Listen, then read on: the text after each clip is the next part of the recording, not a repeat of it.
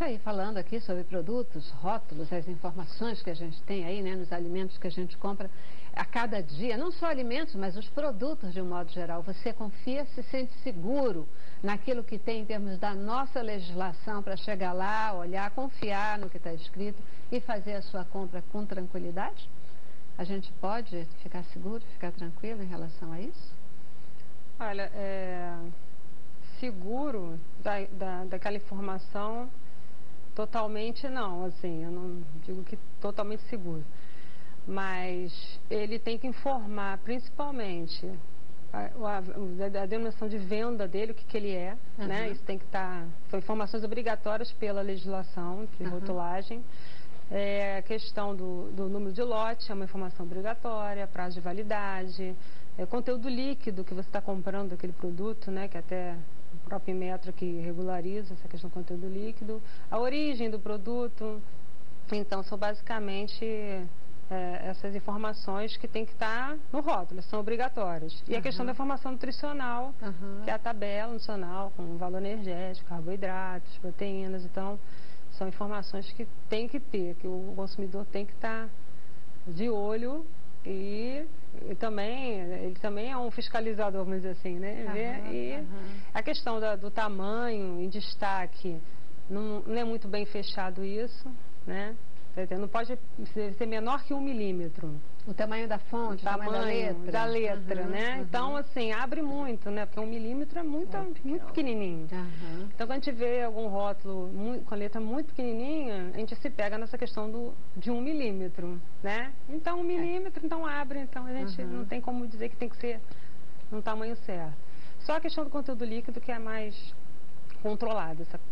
Tem que estar num tamanho certo que tem na própria portaria do Inmetro dizendo a quantidade de milímetros. Mas nessas informações obrigatórias não tem. Então, eles fazem de diversas formas, né? Tem, geralmente, a marca que não é para estar em destaque, e o resto das informações que são obrigatórias saem em menor tamanho. E assim. Com relação a essa questão da segurança, eu acho que quando o produto ele é empacotado no supermercado, porque a gente sabe que às vezes, né, tem um produto que ele é embalado no supermercado. Então, com relação a esse produto, o consumidor tem que ficar mais atento ainda, porque nem sempre vai estar ali o prazo de validade respeitando a data da origem efetiva do produto. A validade está ligada ao quê? A origem do produto ou quando foi empacotado?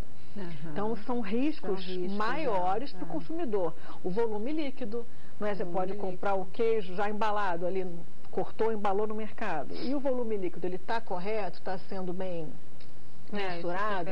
Então, com relação à segurança das informações das embalagens, esses produtos que são empacotados no supermercado, por exemplo, eles têm um maior risco para o consumidor. Tem que ter uma atenção dobrada aí.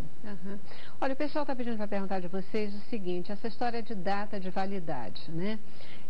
Normalmente, coloca lá até cumprido, né? Eles colocam. A gente normalmente vê a data de validade colocada no produto. Mas essa data de validade colocada, ela deve mesmo ser levada em conta? Ou é tipo assim, tá bom, lá está a data de hoje, mas ainda tem mais um mês que você pode consumir. Tem mais algum tempo que você pode consumir.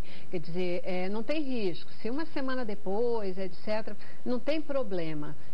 Ou aquilo tem que ser rígido mesmo, aquilo já é um extremo de consumo, a data de validade colocada ali. Como é que funciona isso? Assim, eu acho um risco, porque o produto, do momento que sai do fabricante, né, onde ele é fabricado, até chegar à prateleira, ele pode passar por vários processos, né? Então, assim, aquela data de validade, para mim seria o limite. Eu não posso considerar que ele tem mais um tempo além disso, apesar de ter uma questão de ter uma segurança de um mês, mais ou menos, né? Dizem. E aí eu não posso considerar que eu posso deixar passar mais um pouco.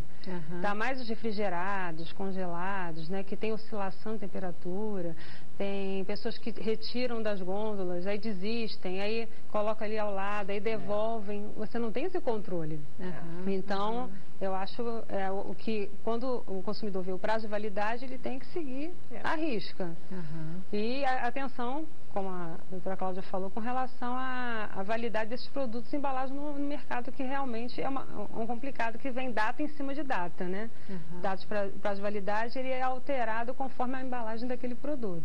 A gente, com relação à alimentação, talvez tenha até um cuidado um pouco maior. Já venceu a validade, não vamos comer, vai dar dor de barriga, essa coisa toda. Mas as pessoas às vezes relaxam um pouco, por exemplo, em produtos de beleza, né?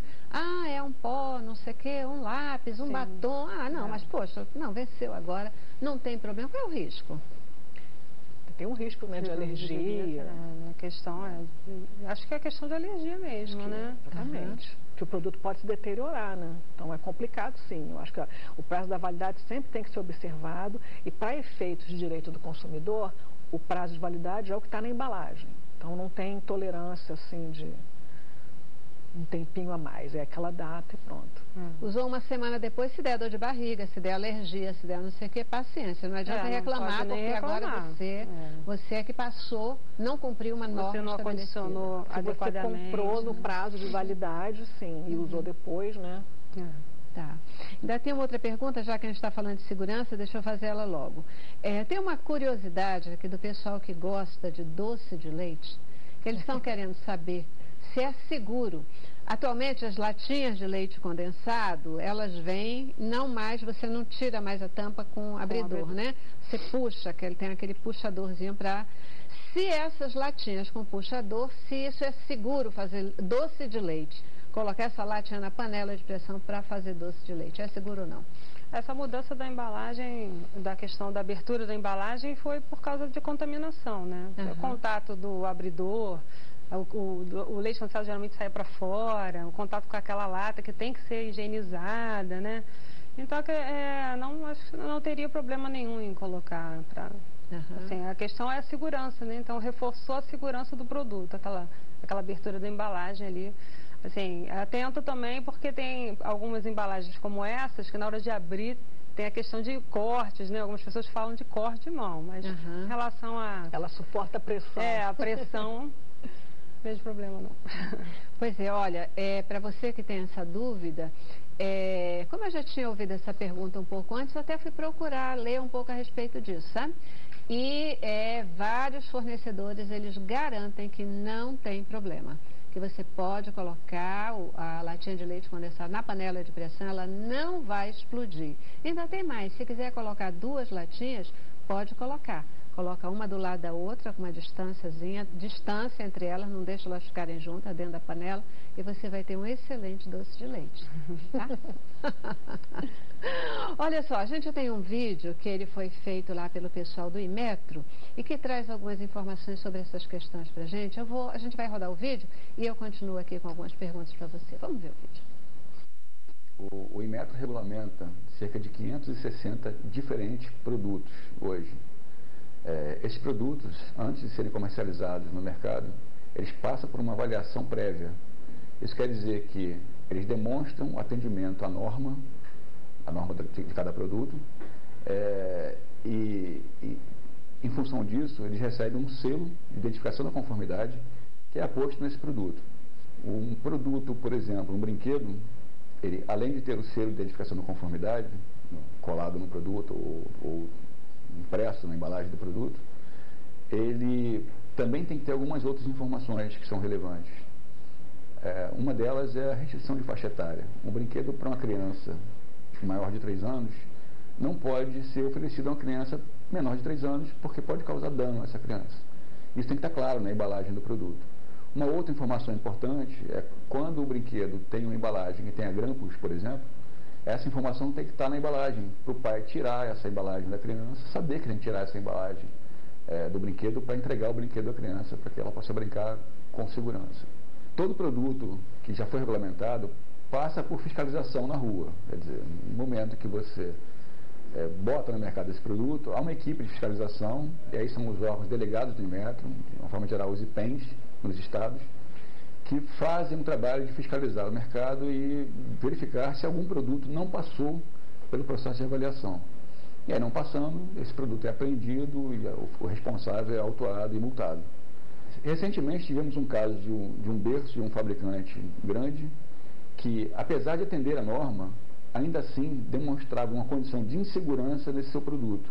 Por uma avaliação nossa interna, uma avaliação de risco, um diagnóstico de risco, identificamos que o produto possuía, sim, um fator de risco, apesar de não estar previsto na norma. Então, apesar do produto estar regular no mercado, ou seja, ter atendido a todo o processo de avaliação da conformidade, prévio à comercialização, nós entendemos que, como havia um risco, merecia que algo fosse feito.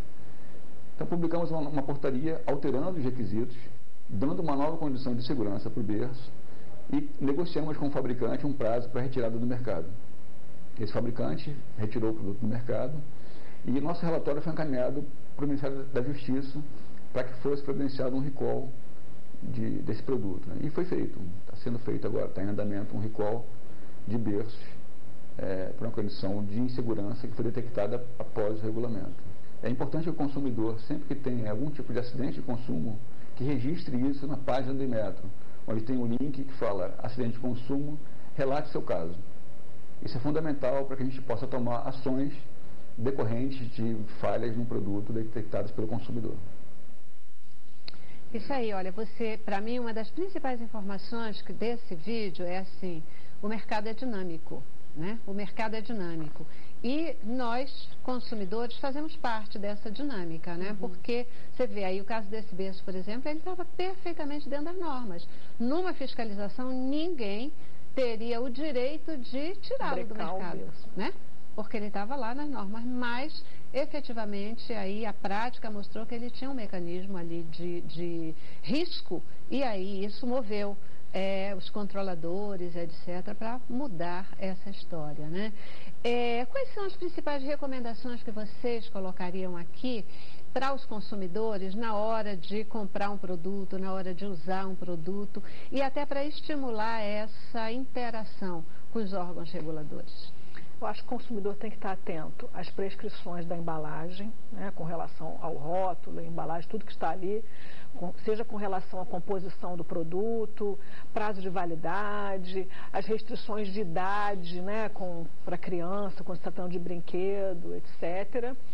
E, além disso, tem que estar atento ao próprio uso e constatando que, não obstante todas aquelas medidas de segurança, todas aquelas prescrições do rótulo e embalagem, se o produto apresenta algum tipo de risco, significa algum tipo de exposição, né, para o consumidor, procurar os canais adequados, seja inicialmente ao fabricante, seja posteriormente ao Inmetro, ou denunciando a Anvisa, dependendo da natureza do produto, e também ao PROCON, né, os órgãos de defesa do consumidor.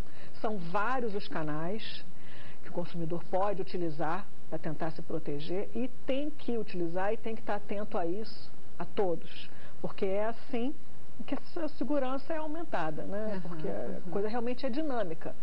Esse exemplo do berço é um caso, né, bem típico, que tinha essa previsão, foi feito a rigor de acordo com o que estava previsto, mas no uso verificou-se uma situação de insegurança. Então, é importante que o consumidor esteja atento a isso, além até do que está prescrito na embalagem. Qualquer tipo de risco tem que ser denunciado. Aqui no Brasil, a gente tem uma questão com avaliação que precisa ser considerada, né? A gente não gosta muito de fazer avaliação, a gente não gosta de ouvir avaliação, a gente não gosta de fazer avaliação do outro. A gente gosta, assim, vou ter uma fofoca, eu vou contar a fofoca, mas fazer avaliação, dar um feedback positivo, a gente tem alguma dificuldade com isso. A minha opinião particular é que isso ainda é uma dificuldade na nossa sociedade como um todo e que a mudança dessa postura pode ajudar e muito. Então, quando tem um probleminha, eu queria até tirar a palavra denunciar, doutora, sabe? Trazer para informar, interagir, porque se tem um problema que você detectou, informa para os órgãos, né? Para quem de direito. Quando a gente está fazendo isso, não é só para denunciar, para derrubar o outro, para dizer, você fez errado. Não, é para interagir e melhorar o produto.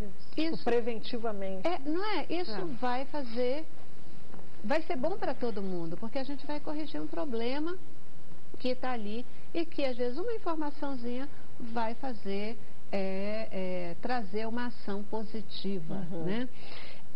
A gente falou, você já deu uma geralzinha nessa questão, mas quais são os órgãos reguladores, os órgãos que são os responsáveis por olhar essas normas, definir essas normas de embalagem, quem é responsável por controlar isso e para onde que o consumidor pode correr na hora que ele tem algum tipo de problema? É o assunto do nosso próximo bloco, tá bom? Intervalo.